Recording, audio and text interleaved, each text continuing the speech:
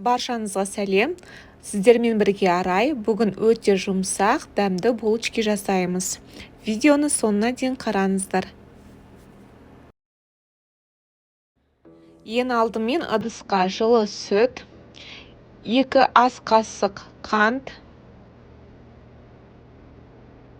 ашытқы, 2 ас қасық ұн қосып араластырамыз.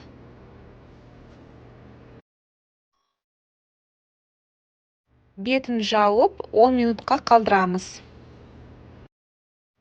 Басқа ыдыста 1 жұмыртқа, қант қосып венчикпен араластырамыз.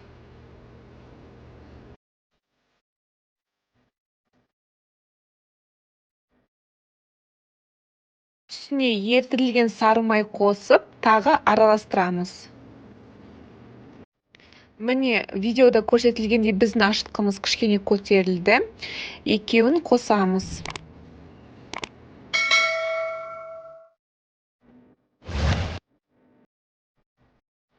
Үстіне електен өткізілген ұн салып, қамыр илейміз. Бізде осындай аса қатты тығыз да емес, жұмсақ та емес, орташа, қолға қатты жабыспайтын қамыр болу қажет. Жылы жерге 1 сағатқа қоямыз. Өте баяу отта ыдысқа сүт, мак, қант қосып араластырамыз. Шамамен 10 минут суы кеткенше дейін қайнатамыз.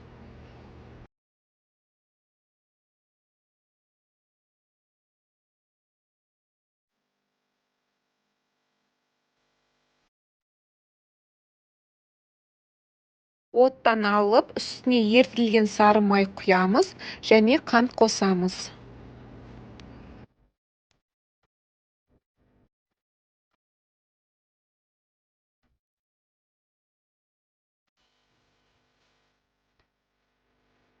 Біздің қамыр жақсы көтерілді.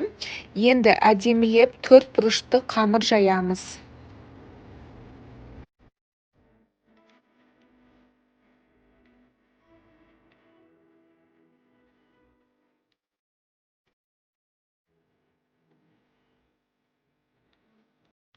Үстіне жаңағы мақты түгелдей жағамыз.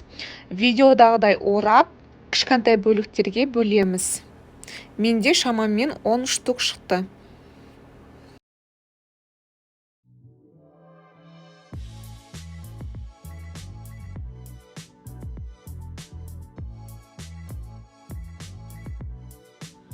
Булочкалардың беті әдемі шығу үшін осы сұйықтықты жағамыз.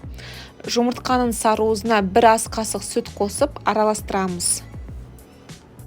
Формаға пергамент қағазын салып, булочкаларды арасынан ашып қоямыз. Себебі булочка піскен кезде бір-біріне жабысып қалуы мүмкін. Қыздырылған пеште 170 градуста 20-25 минут қызарғанша дейін пісіреміз. Біздің булочкаларымыз өте жұмсақ, дәмді болып шықты. Сіздерге ұнайды деген ойдамын. Астарыңыз дәмді болсын.